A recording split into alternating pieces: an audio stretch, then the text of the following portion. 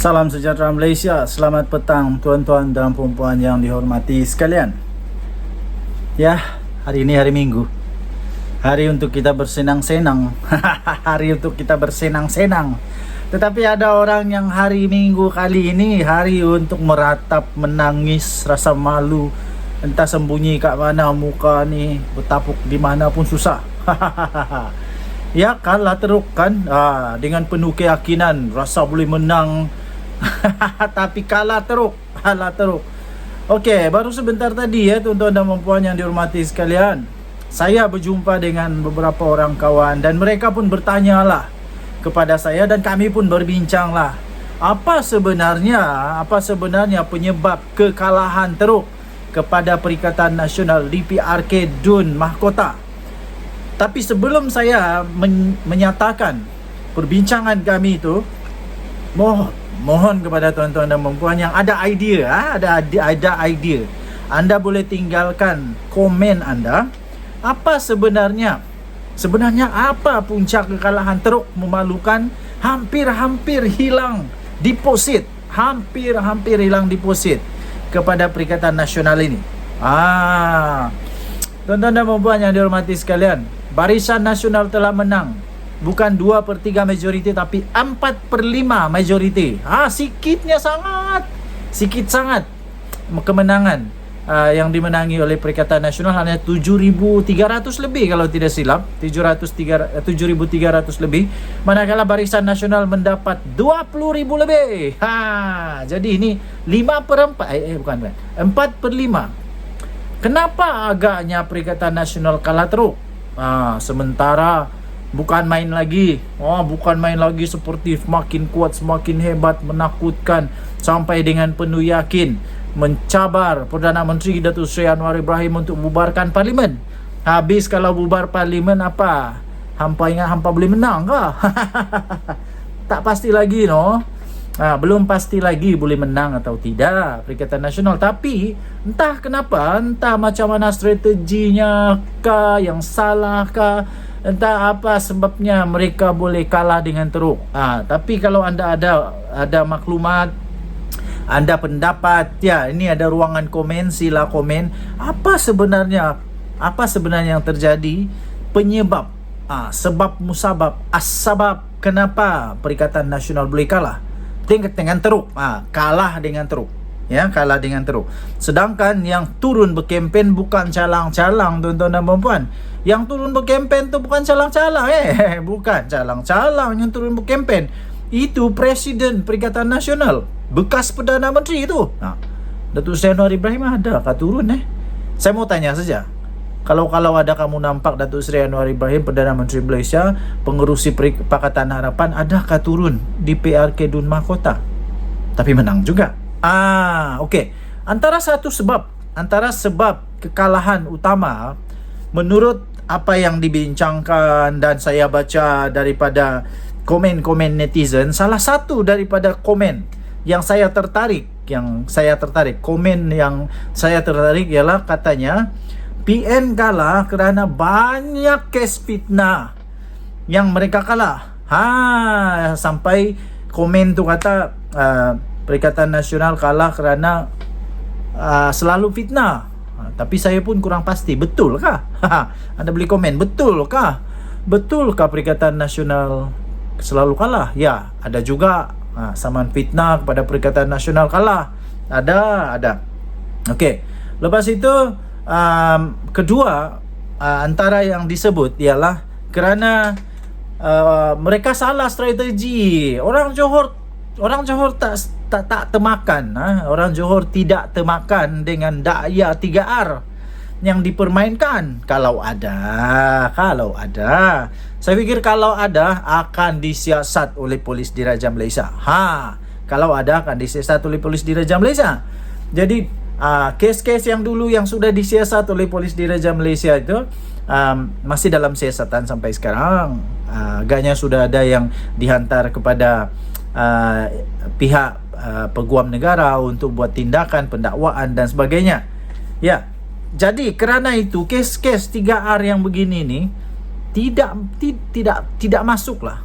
Tak boleh masuk di hati orang Johor. Karena orang Johor mereka ini harmoni ya, harmoni dalam diversity, dalam kepelbagaian, tetapi penuh dengan toleransi, menghormati satu sama lain. Itu orang Johor punya mentality hebat. Okey, kerana itu menanglah di sana dan kalah teruk pula. Itu yang kedua. Yang ketiga, salah strategi juga bila mereka panggil pengerusi Perikatan Nasional Muhyiddin Yassin untuk berucap bagi ceramah, sedangkan dengar kata saja, ndak pasti betulkah indak pasti betulkah tidak teori itu, tapi dengar bilang orang Johor sudah muak dengan pengerusi Perikatan Nasional nih, sudah muak kerana mereka tidak berapa suka lah dengan kerjasama di antara Bersatu Muhyiddin Yassin dengan PAS. Mereka tidak berapa suka.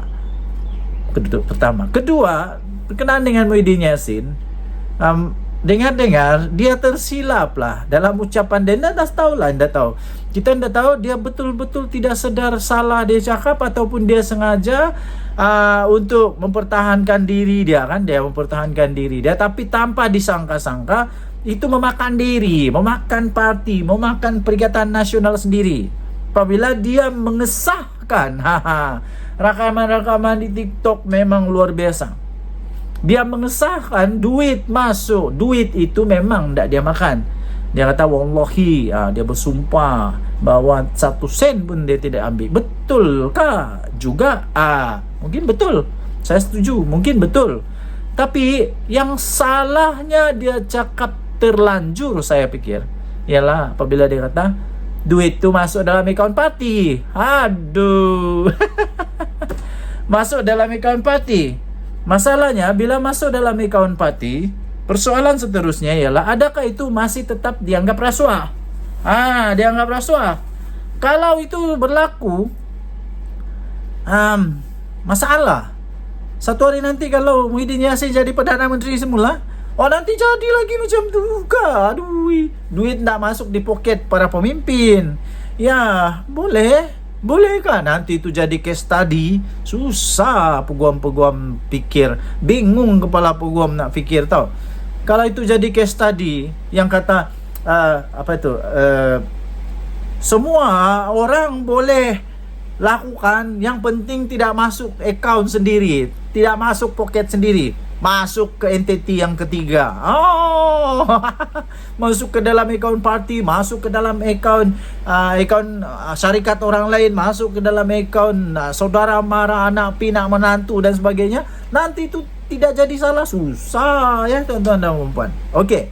So, apa pendapat anda pula? Apalagi penyebab-penyebab? Sebab penyebab kalau kata sikit orang turun mengundi, menurut apa yang saya dengar ialah pengundi kali ini yang turun lebih ramai nombor dia, jumlah dia, peratusan dia, tapi Bersatu Perikatan Nasional PAS tetap kalah juga. Tinggalkan komen anda. Apa pendapat anda? Denyut Nadi Suara Rakyat. Bergema di channel ini, jangan lupa tekan butang subscribe, like dan share. Kita jumpa lagi. Bye-bye. Salam sejahtera Malaysia. Selamat pagi. Sanusi Mahnur letak jawatan ke? Letak jawatan dia lah Sanusi. Iyalah kan, setiap kali ada ni apa-apa yang terjadi mesti suka betul untuk apa itu mendesak, suka betul untuk mahu menyuruh letak jawatan. Selalulah tu bila terjadi sesuatu, letak jawatan, baguslah letak jawatan. Baru-baru ini suruh bubar parlimen pula. Entah kenapa perlu bubar parlimen, saya pun tidak tahu. Nilai ringgit makin kuat, keadaan ekonomi makin bagus, negara Malaysia semakin dihargai semula. Orang mulai makin menghormati negara Malaysia semula, tapi disuruh bubar parlimen. Entah apa-apa, saya pun tak faham.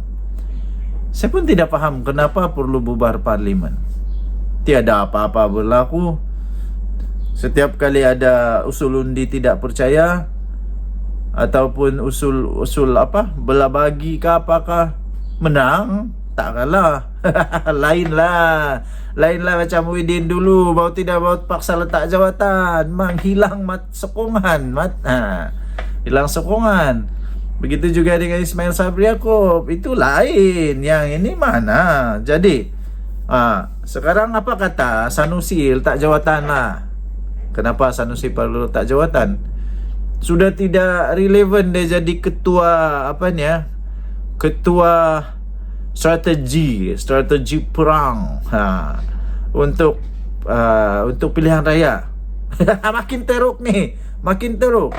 Nampaknya kalau keputusan pilihan raya menjadi satu benchmark, satu penanda aras, satu pengukur untuk Sanusi punya prestasi. Nampaknya Sanusi punya prestasi makin teruk, tuan-tuan dan puan-puan, makin teruk sekarang ini. Kenapa saya kata begitu? Tengok je lah pilihan raya yang lalu, mula-mula kalah di tempat PAS pula tu. Kalah di tempat di negeri PAS. Kalah. Kalah teruk. Semalam lagi teruk. Nasib baik dapat dia punya itu deposit.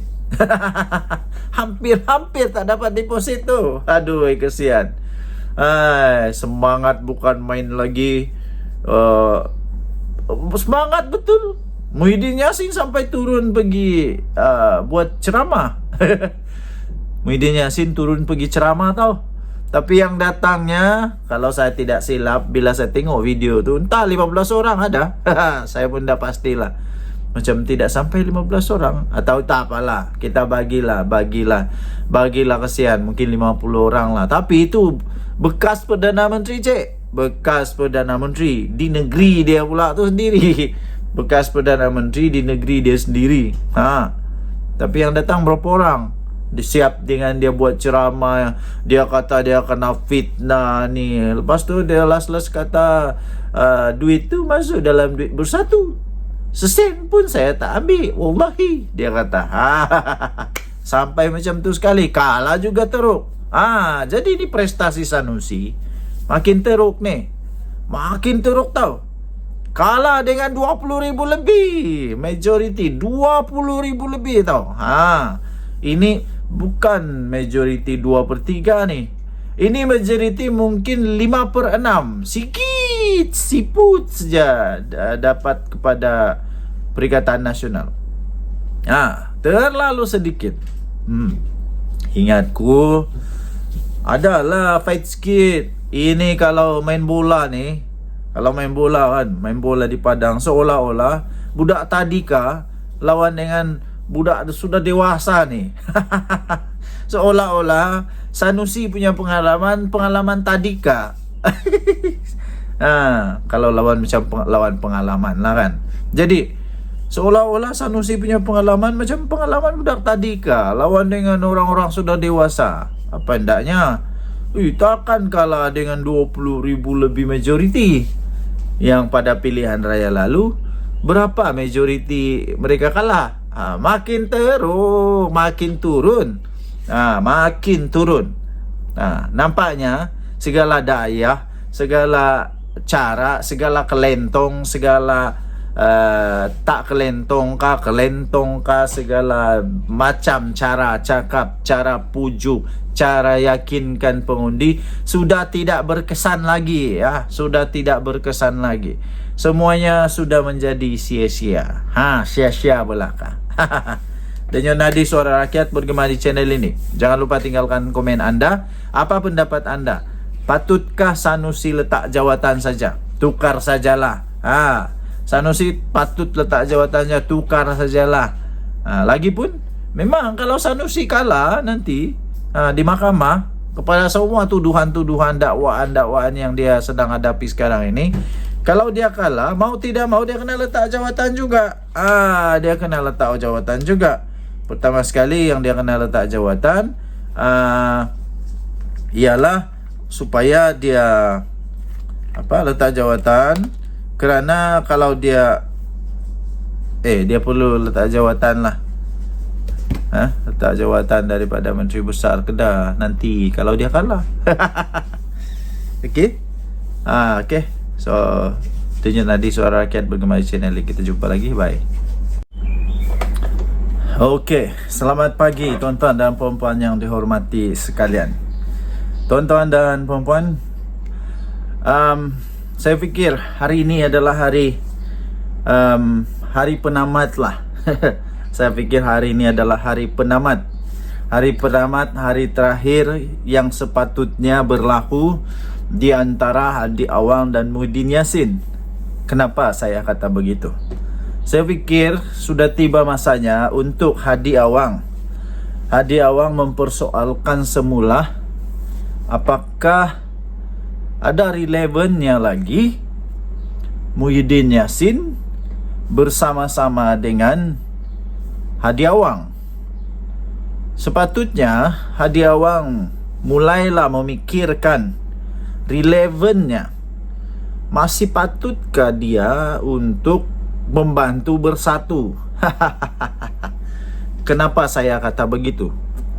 Ya, sebab semua orang tahu, semua orang sedar bahawa bersatu ni sebenarnya bukan aset kepada PAS, tidak mendatangkan kekuatan kepada PAS. Mungkin kepada Perikatan Nasional ya adalah juga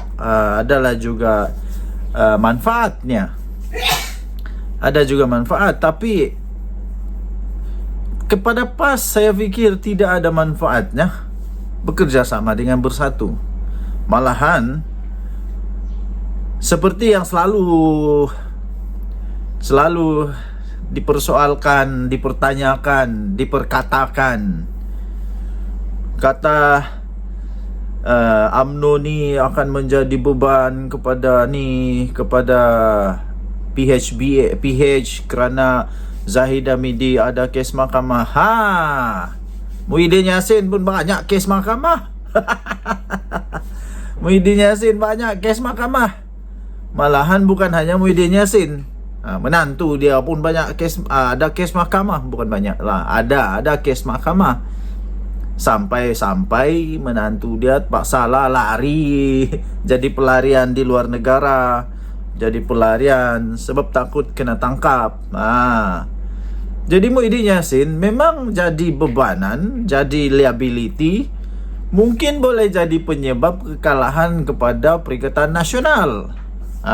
Jadi apa sebenarnya matlamat PAS? Apa sebenarnya matlamat Hadi Awang terus bekerja sama dengan Muhyiddin Yassin? Sebab bukan aset tetapi jadi liability. Jadi sekarang kalaulah Hadi Awang PAS bersatu duk kata ini tentang Zahid, cermin diri dulu. Jangan lupa Sanusi pun banyak kes. Sanusi pun banyak kes. Menteri Besar Perlis pun banyak kes. Banyak lagi. Bekas Setiausaha Agung bersatu, kalau tidak silap lah, Bendahari Agung kah? Saya lupa sudah lah. Siapa dia tu? Yang kecil-kecil, pendek-pendek sikit tu. Dia pun ada kes. Jadi semua ada kes. Okey, jadi satu lagi, saya fikir memang patutlah bersatu dengan PAS ni. Fikirkan semula. Sebab mau tidak mau, lambat laun bersatu ni akan mungkin boleh, tidak semestinya pasti, tapi mungkin boleh jadi penyebab kekalahan kepada PAS. Kerana ramai orang kata bersatu ni dia hanya mengharap, atau dia hanya melekat di siring-siring. Dia mengharap kekuatan kepada PAS sajalah daripada PAS. Manakala Bersatu ni tak kuat pun. Buktinya setiap kali Bersatu bertanding kalah. Setiap kali PAS bertanding boleh menang. Walaupun bukan 100% menang lah, boleh menang. Jadi setiap kali Bersatu tandingnya kalah. Pikir juga kenapa setiap kali Bersatu tanding kalah. Walaupun diorang punya strategi, sudah pakai semua strategi tau. Strategi lautan biru kah. Banyak strategi lah.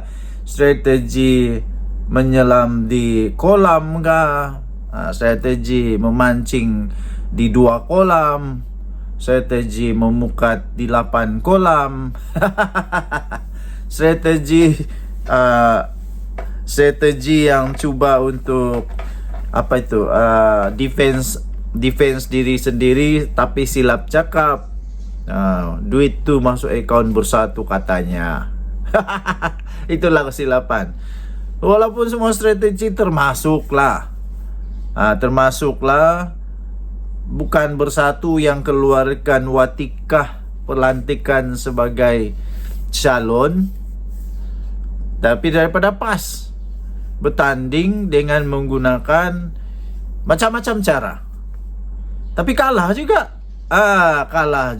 Ini boleh menjadikan bukti bahawa memang sudah hilang sokongan. Kenapa? Sepatutnya Hadi Awang, Tuan Guru Ibrahim, Tuan Ibrahim, siapa lagi? Si Taqiyuddin Hasan, siapa lagi? Sanusi lah nombor 1. Kan Sanusi ni hebat, kepala dia bergeliga, dia kata. Dia kata. Jadi sepatutnya dia fikirlah, adakah lagi hasil, adakah lagi manfaat untuk PAS terus bersama-sama dengan Bersatu, atau lebih baikkah tinggalkan sajalah Bersatu ni, tak ada manfaat pun, menyusahkan je, buat susah je, menyusahkan, buat susah, lepas tu bikin pening kepala. Kesian juga. Denyut nadi suara rakyat bergema di channel ini. Jangan lupa tekan butang subscribe, like dan share. Sila tinggalkan komen anda, apa pendapat anda?